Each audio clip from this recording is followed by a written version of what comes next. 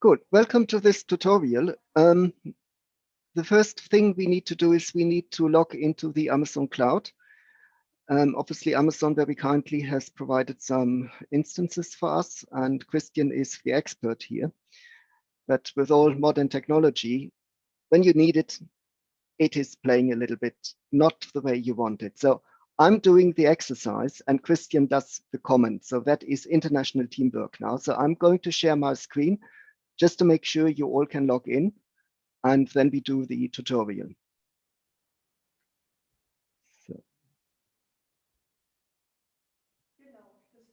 So you all should see that screen now, hopefully. Yes, we this do. is how you start. And Yes, you click accept terms and login. And now Christian is giving me all the. Yeah, that's maybe the even the easier experience. I instruct you. No, it's that's our event engine, as we call it, a system just to provide such accounts. And we go to the AWS console. Yes. There, click on the open AWS console link. The rest is if you want to do it in another fashion. Of course, I mean, if you're already logged into AWS in AWS console, you might need to log out here. That's why if you would use a private window, like a, what is it called, incognito window? Yeah, that's not a very good idea. Then let's start all over again. Yeah, let's start all over. Yeah. So, yeah.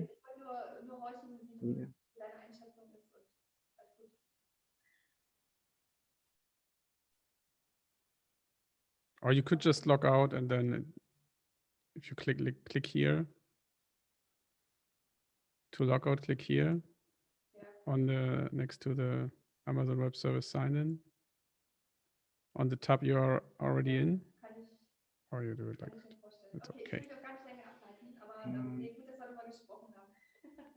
Which one is it? That one, I think it is. So that here we go. Okay, that's where you land. On top there's a search bar, and you just type Cloud9. It will auto search here, and this is the Cloud9 environment. Cloud9 is just an IDE. It's like Visual Studio Code Lite as a web experience, and then you click Open IDE to open the editor. And we could do this in multiple other ways as well, but the beauty of this is that we don't need to debug how you logged in, whether you used your Mac or you used your Windows or whatever. This is like a web experience, so it's easy to debug. And also, if you lose your connectivity, you just go back to this site, and it will keep up or pick up where you left it. So that's also easy. Okay, so, and you can go to this preference pane, and in the themes or your users, or can you go to the themes first, please? Got very top, very bottom. Sorry, very bottom. If you go scroll down, themes, just to make. And I always use a flat theme. I think it's nicer, but that's just preference. And yeah, for you, going through all of this, I guess you want to add the terminal or increase the font of the terminal. That's where you're heading, right? So terminal, here you go, font size. And you can see how this changes the font down. So that's nice. And if you want to change, if you use the editor by any chance, you also have the editor's font. If you scroll down a little bit, that one, the font size. This is the one for the editor that is included. Yeah, and that's basically it. You had one command in your PDF to delete all the Docker images, because as of now you have 800 megabytes free only. If you run this Docker remove images command, or you can do Docker system prune. Oops. One day I learn how to type. Can you do Docker system? Is it system prune? Prune? Yeah, Like but that? with the blank in between. Oh. System and prune. Yeah. Yeah. This will remove all dangling images. Should have the same. Oh. Docker images. No, you need to remove the RMI. Docker image is -Q. No, -Q without the ls. Without the ls. It's either image ls or images. That's the old way. Oh. Okay, -Q and then parentheses. Yeah, right. Here you go. Yeah. And now you got, I think, 3 gigabytes, something like that. Yep. That is something we can work with. Has everybody managed to get that far? Yes. Huh. If somebody could watch the chat, because I don't see it. Cool. Assuming everybody is exactly at that stage, now we've got a bit of space to actually work with. As I said, there are a few things we require. One of them is the Singularity EasyBuild GitHub page, which I set up. And I only need to find it. Give me a second, please. I've got for myself a little, because all these commands are, well, as you've noticed, you very quickly mistype them. So I'm lazy, I'm just doing copy paste. So you can copy and paste the stuff from the PDF file, for example. So the first thing you do is you simply clone the Singularity EasyBuild Git page. You then will see the folder from the GitHub. So if we go inside, there are 2 folders which are of interest. One of them is scripts. The other one is definitions. Definitions is where I uploaded already files which I've used to build Singularity containers. This is simply for sharing it. The other ones which are a little bit more interesting are scripts. So if you go into scripts, there you will see a number of already prepared bash scripts which are creating the Singularity definition file. And that file will be then used to basically build the Singularity container. Now, as we are restricted in time, what I'm going to do is I'm showing it to you how to do that, how to build the container, because that takes some time, and then I'm doing a little bit more explanation. So what you probably need is you need the path. You can either copy these files into your bin account, or you can set your path accordingly. I just leave it where it is. I just take a copy of that one, because that makes my life a little bit easier, hopefully. I'm going back to the root directory, make the Singularity. I do apologize for any typos I'm making. And now I'm executing that script.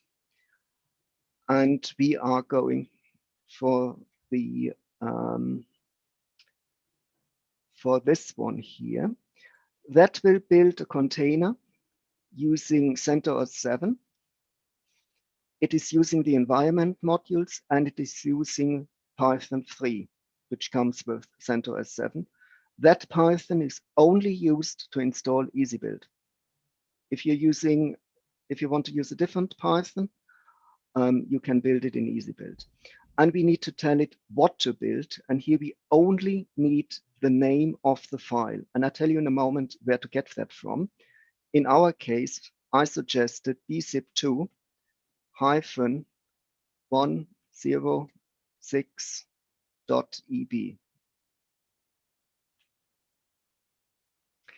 It is telling you you can actually have a Singularity definition file.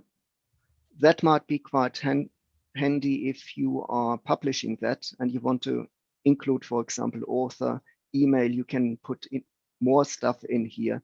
That's not a problem. It is also asking you, do you want to have a second EasyBuild recipe? So if you're writing your own EasyBuild recipes or configuration files, or you want to have it from, for example, the development repository, that would be the point where you say yes, and you provide the file, not the file name, the actual file. We don't have it, so we say no. And that means we have our Singularity file here. That is a definition file. I'll show you in a moment how that works. What we probably need to do is, we need to install Singularity. Sudo yum install Singularity. So we've got sudo access here, and that doesn't take too long. We've got sudo access here, so that allows us to do things you usually can't do on a cluster. Now, we've got our definition file. Now we need to build the Singularity container. This is where all of the fun starts. And it is actually quite simple. Sudo. We need to, when we build the Singularity container, we need to be sudo.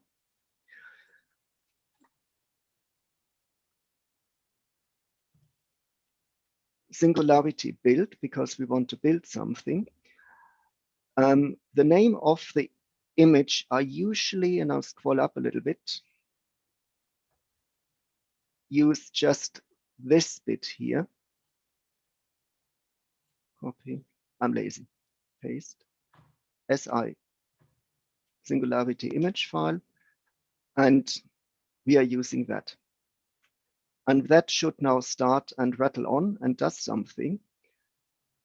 What I'm doing now is, instead of sharing my browser, I'm sharing the whole screen. So give me a second. I need to stop share and share screen and do a, how can I get the whole browser? What is the screen? Yes. I'm pretty sure I'll mix it up. Ah, I'm useless.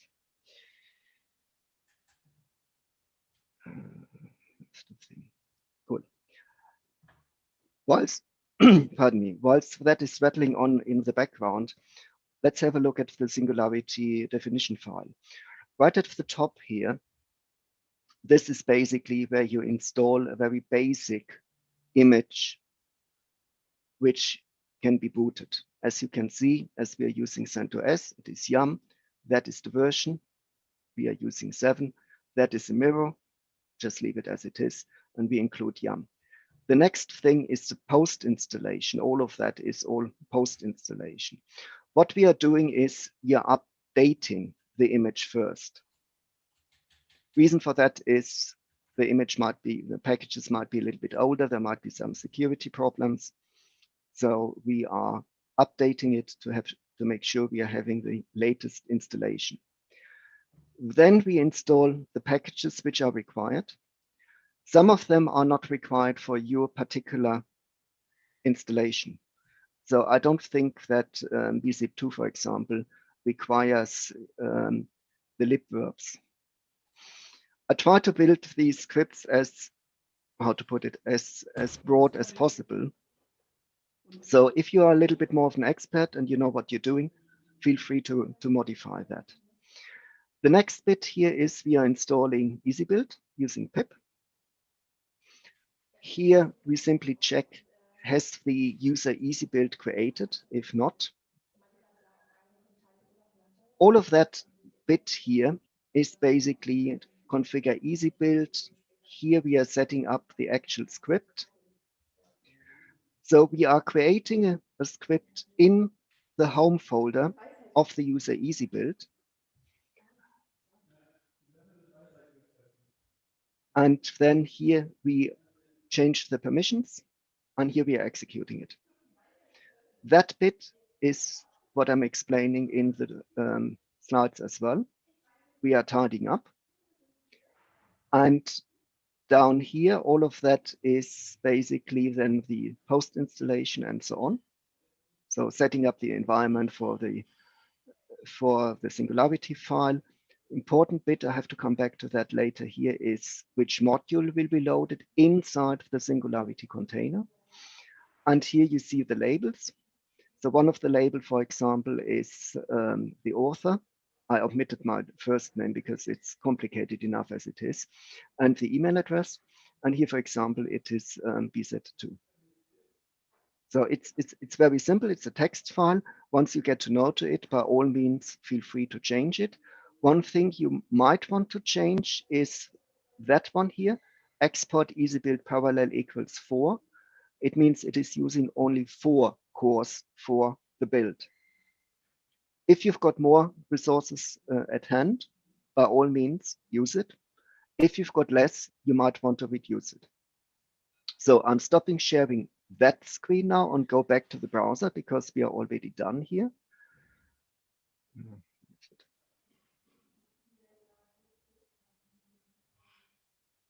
I think that is what I was looking for. So as you can see, if I scroll up a little bit, it was doing everything. So it was basically installing all these packages here, setting up EasyBuild, doing that bit here. That bit here is basically, as you can see, it is modifying the bash RC of the user, and it's adding that bit here. We need that later. You will see in a moment why it is quite nice to have. The EB --fetch means we are downloading all of the files first, and here we are building it. Now you might want to say, oh, hang on a second, but I've got more than one package to build. Do I not have to use robot and as it is not lmod, do I have to?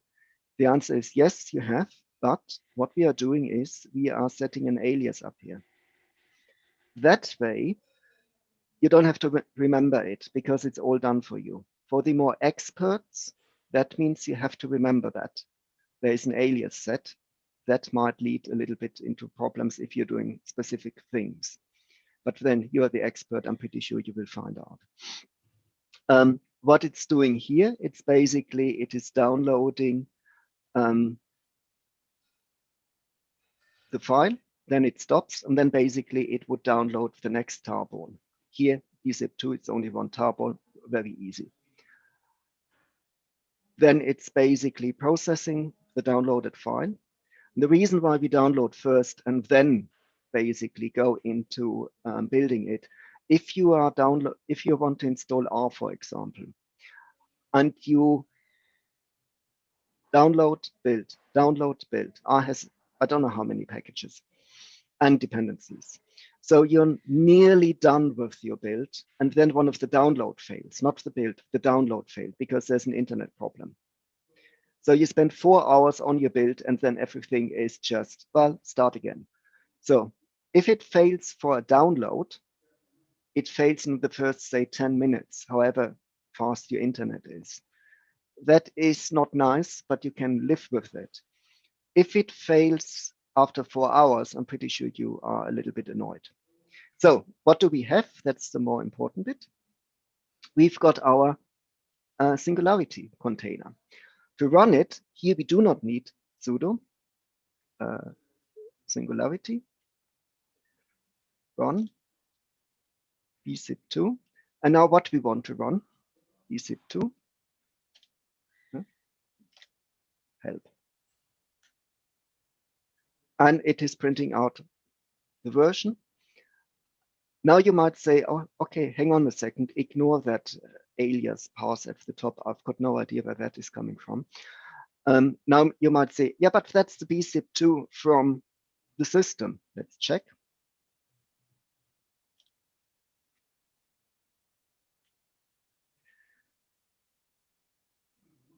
And you can see that is a complete different version. System version is from 2019. The version we installed, and I deliberately took an older one, is from 2010. So that is one way. If you say, okay, I want to have R, I don't want to do all of that myself and to get the dependencies and God knows what, you can do that. Next thing is, how do you then unpack the container? So what you can do, again, we've got our container here. And what we can do is, as I said, we can unpack it.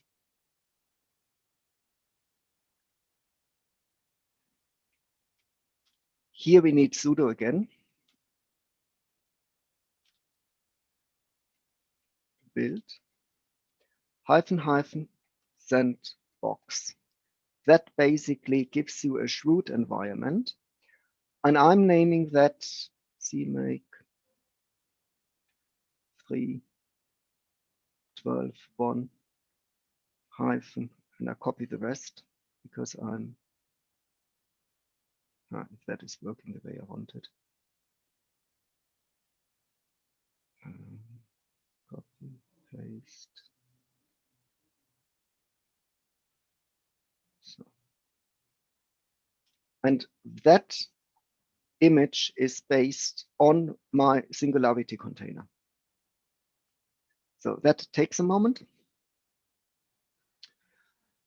Basically, what we are doing is we literally unpack the container. And if you do an ls, then you will see we've got a new directory called Cmake 3 and so on. And now we can go into that directory and now we can install software inside that container. Again, that needs to be done with sudo.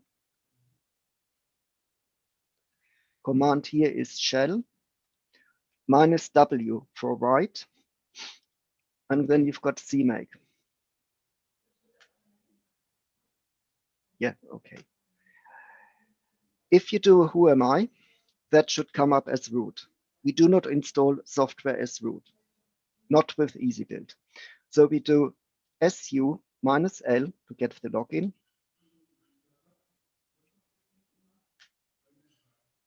And now if you do who am I, that is me. And because we've got the environment now, if you do module AV, it is telling you there's only one module available, and that is bzip. But we've got now EasyBuild installed. So what we can do is we can go ahead and we can say ep, and again, that takes a moment. See, I think the spelling is like that. -331.eb. If not, it will tell me. Yeah. And again, it is doing it all automatically. It is fetching the files first. And I looked into that before. Okay, in that case, it is because I didn't do the fetch command. It is not fetching it first. That was my wrong now. It is basically downloading the file, processing it, installing. In that case, it is ncurses. And then it is moving on to download Cmake. Once it is downloaded, it is then basically processing it and it's building Cmake. Now that takes a moment. You might ask, where do I get the files from? Where do I get all these file names from? Now they don't fall from the sky. They are all on GitHub. So if you go to EasyBuild, and that link is actually in the tutorial pages. If you go to that link, it's basically the EasyBuild GitHub. You want to go to the EasyBuild EasyConfig tree. As you can see up here, EasyBuild EasyConfig. And in the master, these are the file names you need. If you want to have a different branch, for example, the development branch, for whatever reason, you can switch it. I'm just randomly picking, where's R? R. And then you've got R, for example, and then you've got the file names here. So all you need to know is basically the name of the file. For example, you want to install one of the latest versions of R, which would be one of these ones here, 344. And here you, for example, want to say, okay, we want to have the free and open source software chain. And because I want to have pictures, it also includes all the X11 stuff I need. You also can use the Intel compiler, as you can see. There are some other possibilities. All of that is doable. Going back to my installation here. So as you can see, it has downloaded Cmake, the tarball. It is configuring it, and it is now building it. As we've got a moment, are there any questions?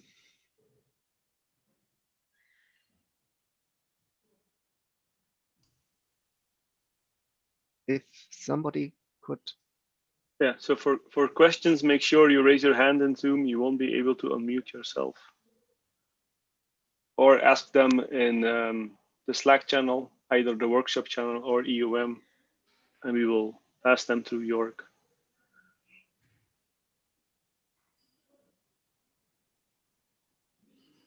Yeah, Maxime has a question. Yeah, Maxime. Hi, can you hear me? Yes, I can. Yes, so that's nice. I'm wondering in what context. So in an HPC cluster, typically sysadmins or analysts will install software and users use the module that is there. In what context do you find having EasyBuild install software inside a Singularity container? In what context do your users use that? I'm using it as a sysadmin. I'm using it if a user wants to have older software installed, and where you've got a different GCC compiler, for example. And don't quote me on that, please. It is easier for me to doing it this way instead of working around, okay, we've got GCC 7 installed, the software requires 6. How do I solve the problem? I simply have a GCC 6 Singularity container, for example, opening it up, do exactly what I'm doing here, packing it again, and say to the user, here it is. Equally, I've gave one tutorial and showed the user exactly what we are doing here. So if a user, for example, says, okay, I want to have the latest version of R, R4, and we only have R3, whatever it is installed on the cluster, I tell you what, instead of raising a ticket and wait, I'm simply doing it myself and put it in a Singularity container, and I know how to do it, and that's it. That's one aspect. So you can say, okay, we've got predefined software where we've got an EasyBuild configuration script. The other one is, of course, I'm working in the bioinformatics sector. And here we are building pipelines, which means you get your sequence in, for example, from COVID-19, and you want to know whether that is now COVID-19 or whether it is a flu or a cold.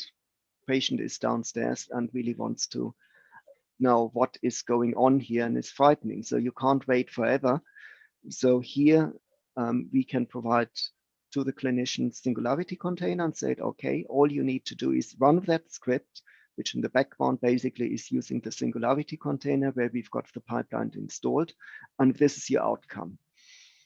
And because it is Singularity, it is running on the number of platforms. So we can run it on our cluster, we can run it on a local Linux machine, install it once and forget about it.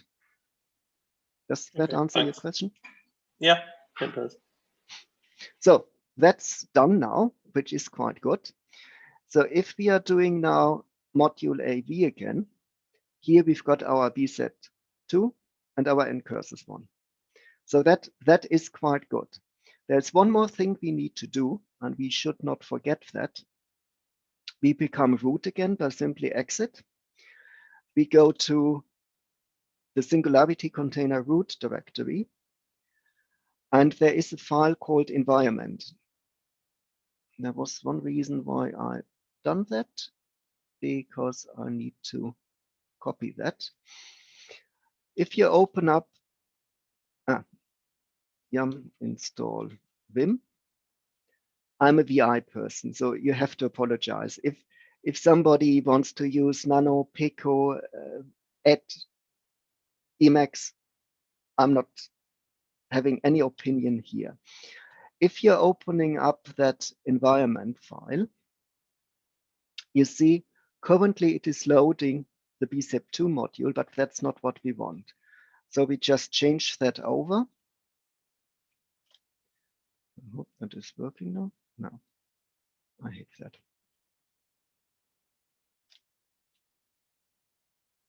Paste. Typical. Where are we? Cmake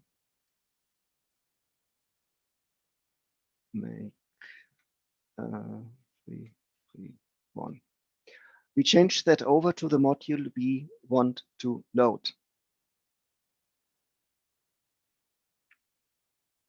Getting out of it, getting out of the container. So now we have to pack it again. And again, that takes a moment. So I start off and then I rattle on sudo Singularity build.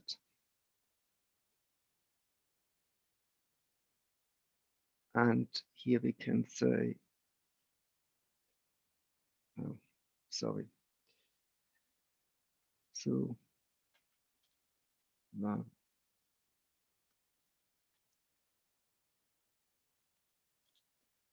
build. Oh, one day I learned that. I'm used to a different terminal. That's the problem. Copy, paste, copy, paste.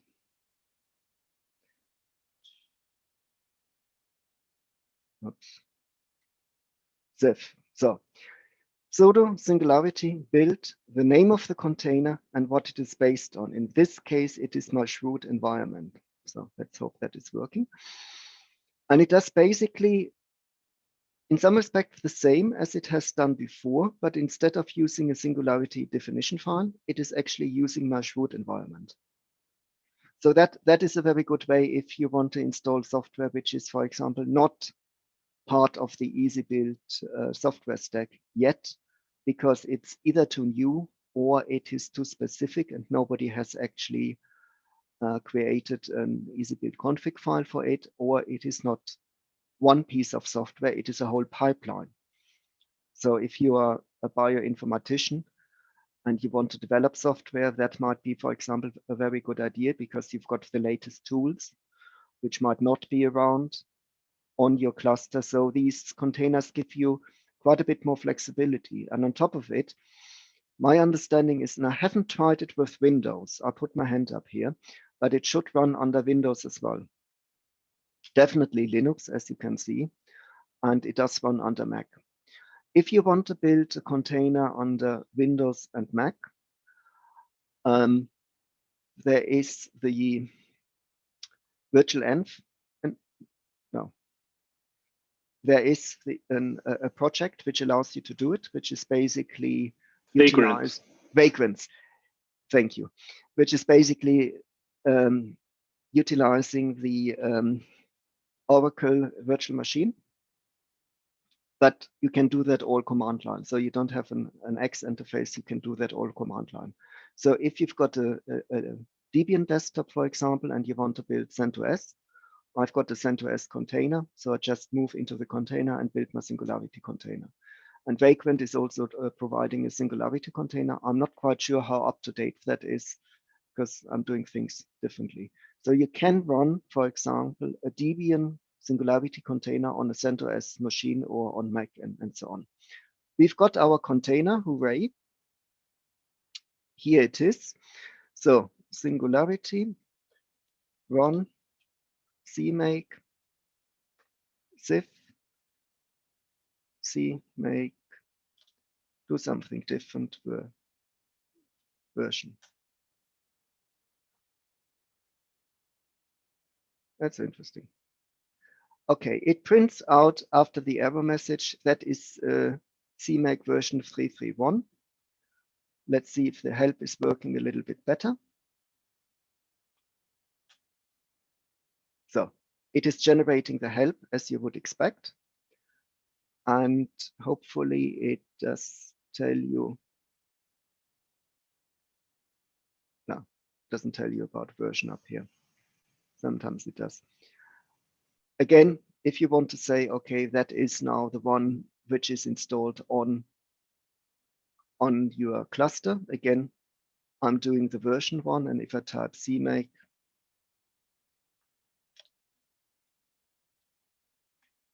it's telling me it is not installed.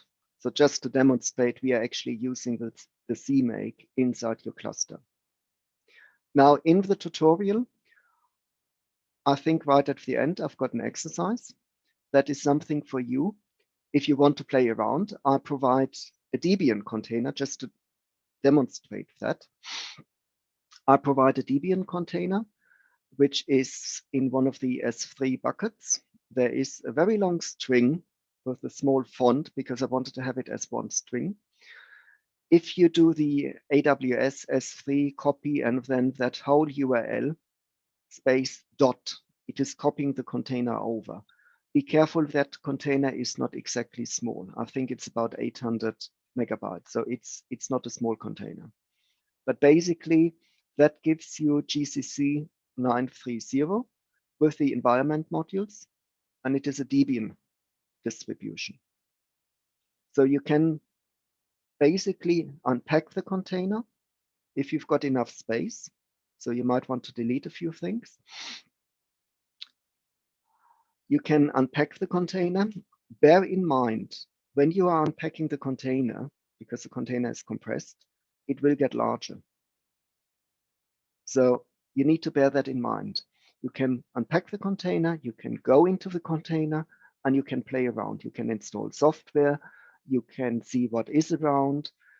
You might be able to pack it up again, depending on the disk space. There are instructions, as I said, in the slides, and I hope all of that made sense. I'm over time, but I'm hoping there are still a few moments before Kenneth is turning me off for questions, if there are any. Sure, still have time for some questions. I'll let Kapil unmute, he has a question. Actually, I was trying to follow it along, and at some point I got a fatal error while trying to make the Cmake container writable, and I'm not able to get out of that. So I stopped sort of following. Yeah. Do you know what's going on? Without seeing what you what you've done, it's difficult. Maybe Kapil, share the error message in the Slack channel if you can. Okay, I actually put that in the chat. Okay. Good. I stopped sharing now, so I can see the chat. Well, we will follow up there. That's easier to have some back and forth there. Yeah. Shall we put that into the Slack channel, if you don't mind? Yeah, I will try that.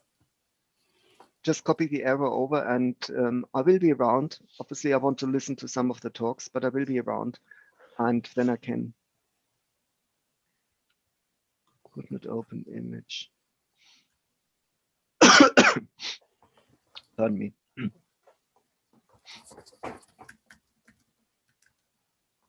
Yeah, it looks like a typo, I think. There's Okay. two more questions, York.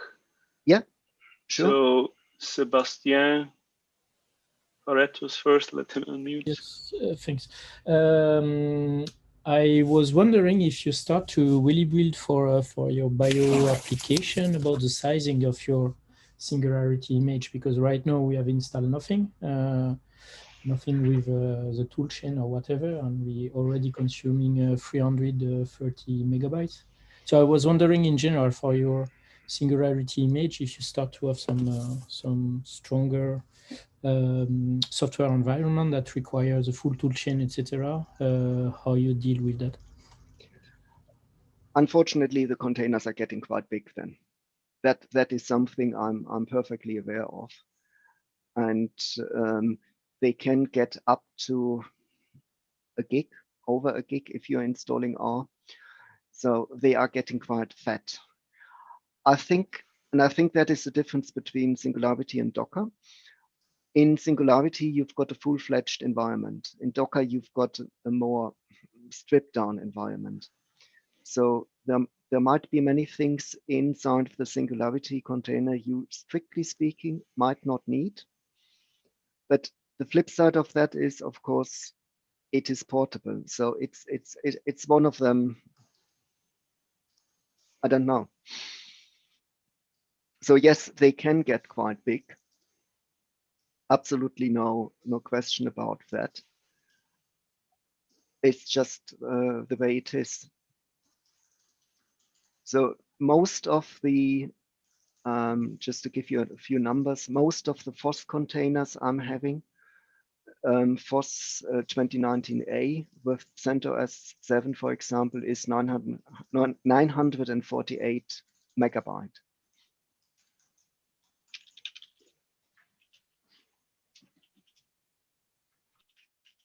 And as I've mentioned, R so often, yeah, the R400 built with FOSS 2020A. Env is for Debian 9 is 2.6 gig. So you very easily can go up to 3 gig here. So yes, they are big. But maybe that's more for Kenneth.